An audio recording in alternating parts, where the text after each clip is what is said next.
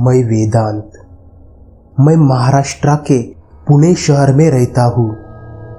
ये घटना आज से 3 साल पुरानी है, जो मेरे और मेरे भाई अमर के साथ हुई है। उस वक्त गर्मी का मौसम था। हमारे एक रिश्तेदार के यहाँ सगाई का कार्यक्रम था। पुणे से वो गांव लगभग 60 किलोमीटर की दूरी पर था। मेरे पिताजी उनके बिजनेस के काम की वजह से सगाई को नहीं आ सकते थे, तो उन्होंने मुझे और मेरे भाई को कार्यक्रम को जाने के लिए बोला।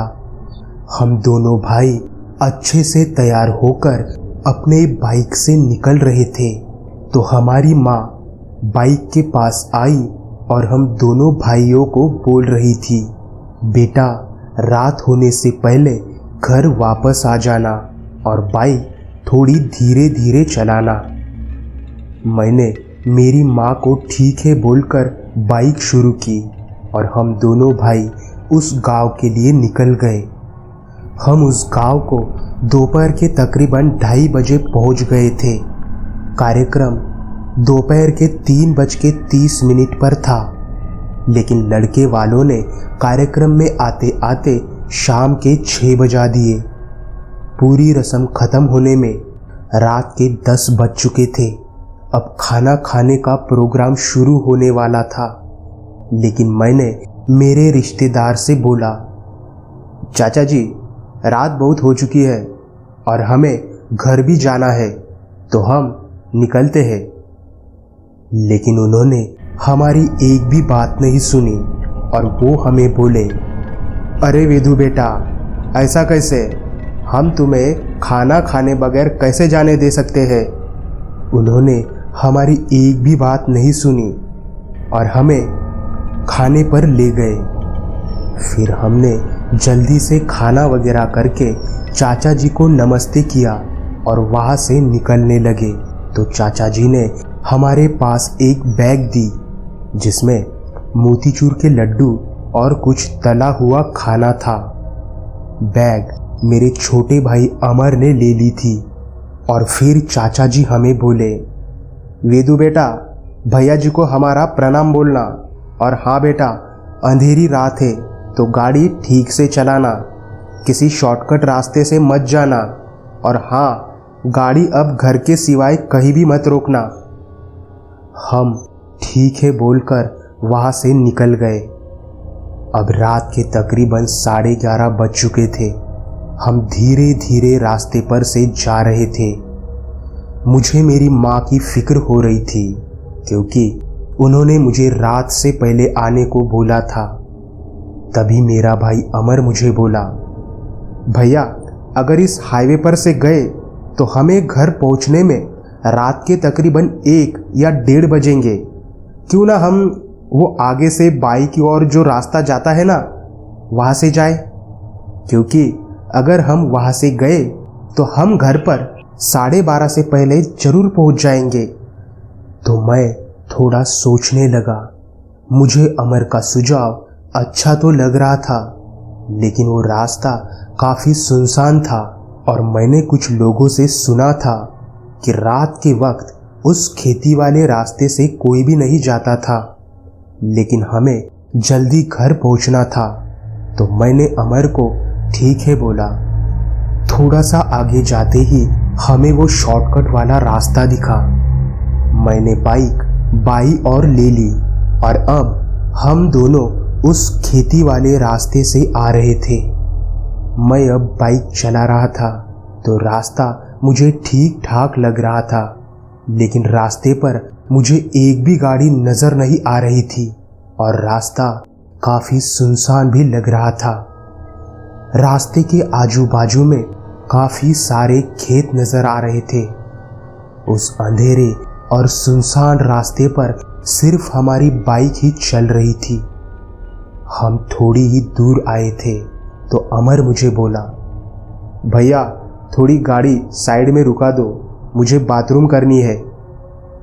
मैंने उसे ठीक है बोलकर बाइक एक साइड में रोक दी। अमर पेशाब कर रहा था। मैं बाइक के पास रुका हुआ था तभी मेरी नज़र रास्ते की दाई ओर गई तो मुझे एक आम का पेड़ दिखा।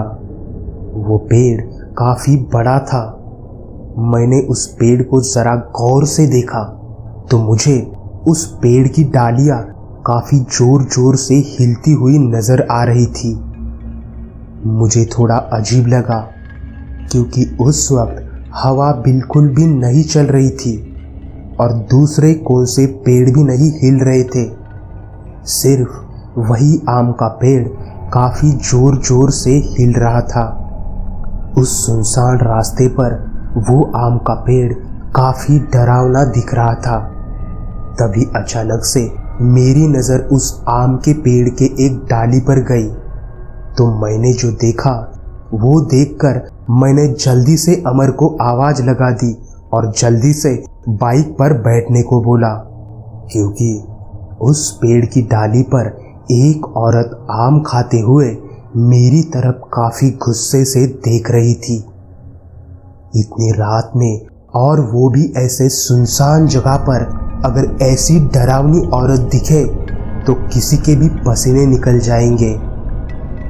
अमर जल्दी से बाइक पर बैठा और मुझे पूछने लगा, क्या हुआ भैया? मैंने उसे कुछ भी ना बोलते हुए जल्दी से बाइक शुरू की। हम उस आम के पेड़ के आगे से जाते हुए मैंने एक नज़र उस पेड़ पर डाली। मैं काफ़ी घबराते हुए उस पेड़ की तरफ देख रहा था तो वो औरत अपनी गर्दन धीरे धीरे घुमाते हुए मेरी तरफ काफ़ी घूर घूर के देख रही थी। मेरा वो घबराया हुआ चेहरा देखकर अमर भी उस आम के पेड़ को देखने लगा तो उसे भी वो औरत दिख रही थी। अमर उस औरत को देखकर और उसका डरावना चेहरा देखकर काफ़ी डर गया था तो वो मुझे बोला, भैया गाड़ी तेज चलाओ, वो औरत हमारे पीछे ही दौड़ रही है। मैंने जब बाइक की साइड मिरर में देखा तो वो औरत काफ़ी तेजी से हमारे पीछे दौड़ रही थी। उस रात के अंधेरे में उसका वो भयानक चेहरा काफ़ी डरावना दिख रहा था। मैंने मेरी बाइक की स्पीड 100 किलोमीटर प्रति घंटा की, लेकिन फिर भी वो औरत काफ़ी तेजी से हमारे बाइक के पास आई और हमारे साथ हमारे बराबर ही दौड़ने लगी। वो बार बार अमर के पीठ पर रखी हुई बैग को देख रही थी और हमारी तरफ काफ़ी गुस्से से घूर घूर के देखी जा रही थी और अपनी जीभ चाट रही थी। हम दोनों तो डर के मारे पूरी तरह से काँप रहे थे। तभी मुझे ख्याल आया कि अमर के पीठ पर की बैग में कुछ तली हुई खाने की चीज़ें हैं और शायद इसी वजह से वो हमारा पीछा कर रही है। तो मैंने जल्दी से अमर को अपने पीठ पर की बैग उस डरावनी औरत की ओर फेंकने को बोला। अमर ने वैसा ही किया तो उस औरत ने वो बैग उठा ली। मैंने थोड़ा आगे जाकर बाइक की साइड मिरर में फिर से देखा तो अब वो औरत रास्ते पर कहीं भी नहीं दिख रही थी। कुछ देर बाद हम दोनों भी घर पर आए। काफ़ी तेजी से हमने दरवाज़ा खटखटाया। हमारी माँ ने दरवाज़ा खोला। हम दोनों के वो घबराए हुए चेहरे देखकर हमारी माँ ने हमसे पूछा, क्या हुआ बेटा? तो हमने माँ से पूरी बात बता दी तो वो हमें बोली, बेटा ऐसे सुनसान रास्ते पर और इतनी रात को कोई भी तली हुई चीज़ अपने साथ नहीं रखा करते, क्योंकि ऐसा तला हुआ खाना अगर हमारे पास होता है तो अतृप्त आत्माएं जागृत होती है और जब तक उन्हें वो खाना नहीं मिलता वो हमारा पीछा नहीं छोड़ती है। भगवान का लाख लाख शुक्र है जो तुम उस चुड़ैल से बच आए। ऐसा बोलकर माँ हमारे सर के ऊपर से प्यार से हाथ फेर रही थी।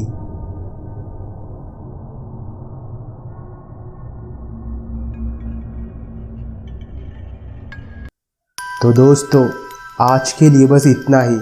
अगर कहानी अच्छी लगी हो तो उसे लाइक, शेयर, कमेंट और चैनल को सब्सक्राइब ज़रूर कर दीजिए ताकि आपको ऐसी ही डरावनी कहानियाँ सुनने को मिल सके।